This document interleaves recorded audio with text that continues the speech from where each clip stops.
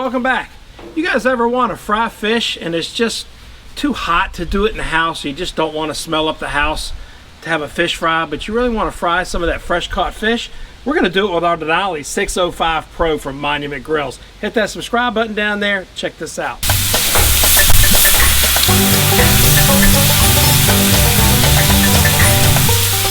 That's a chili dog right there, y'all.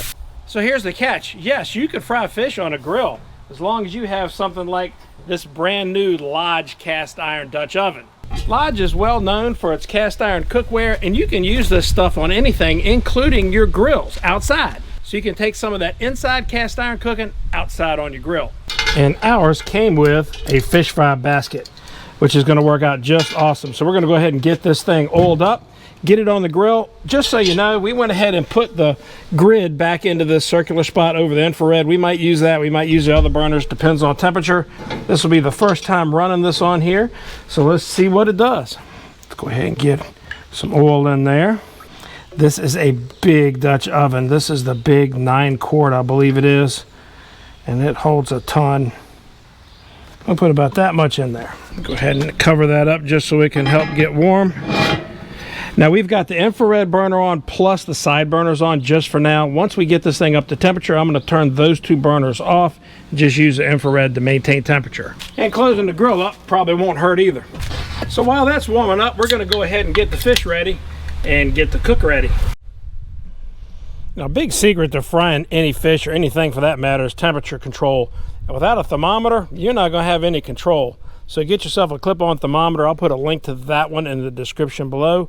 Set it about 1/3 of the way from the bottom and let that oil heat up. We're going to go ahead and get our oil heated up to about 350 degrees. We're going to cook this fish hot and fast, and the Lodge cast iron Dutch oven is going to do a great job in helping us retain and recover heat when you drop those fish fillets in the hot oil. One of the things you'll notice on this Denali 605 Pro, we've got this big old Dutch oven on there, but we still have enough room that we could make burgers, hot dogs, bacon and eggs, pretty much anything you wanted to right alongside of this fish fry.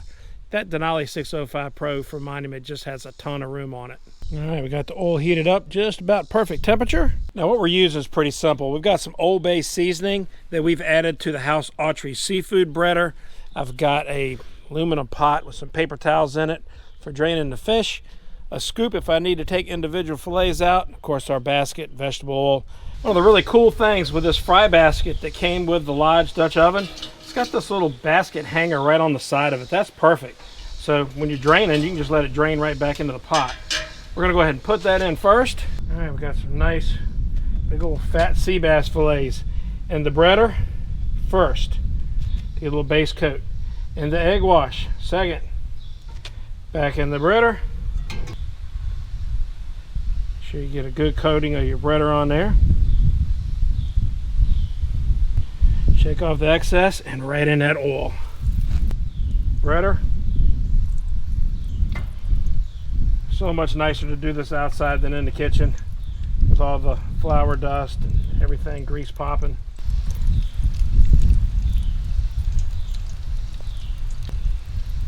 And right in the oil. That's going to be awesome. Breader. Egg wash. Breader, and in that oil. Now your temperature is going to drop some. That's quite all right. That's going to help your fish cook more even. That cast iron from the Lodge Dutch oven is going to bring that temp right back up. And of course with the flat top, you got a nice place to put your scoop. And that looks fairly done. So let those drain for just a moment. Right on in there.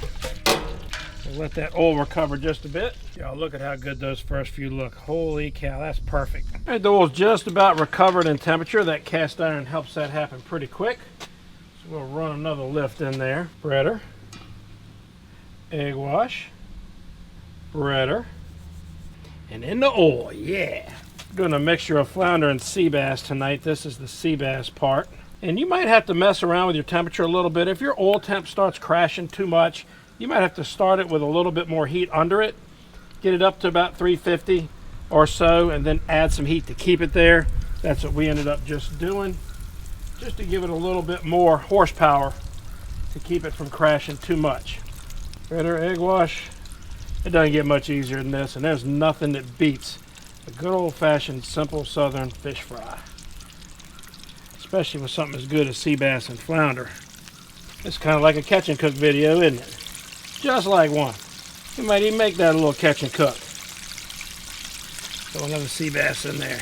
So with a little heat adjustment, I got the infrared now on high and both of these side burners here on high.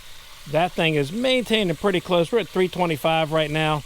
That's doing a good job. It started at 350, dropping to 325, and it'll go right on back up to 350. You'll have to experiment with that a little bit on your grill, but that Lodge cast iron Dutch oven is going to really make this job easy and outside.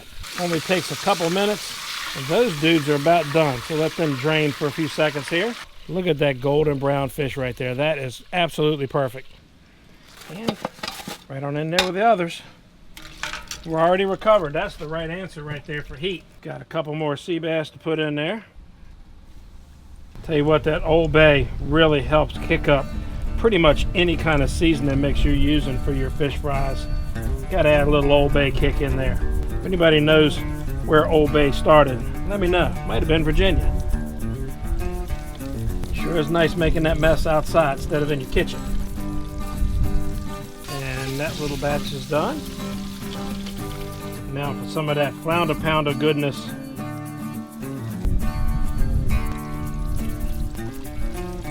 Thicker fillets in first, because they're going to take a little bit longer to cook, and the thin ones are going to cook up really fast. So always put your thicker fillets in first in each one of these lifts when you're frying it. Lifts, batches, whatever you want to call it. There we are. And that batch looks done.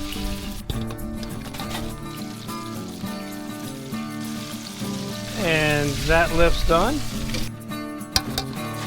Look at that. I tell you guys what, it just does not get any easier than this, and it won't wreck your kitchen. Give me that thumbs up like button, leave me a comment down there. Thanks for watching. Don't forget to hit the subscribe button also and the bell icon so you don't miss videos like this when they come out. Thanks for watching. See you next time.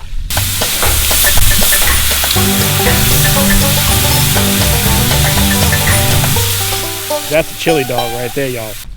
And another batch. That's starting to get heavy now.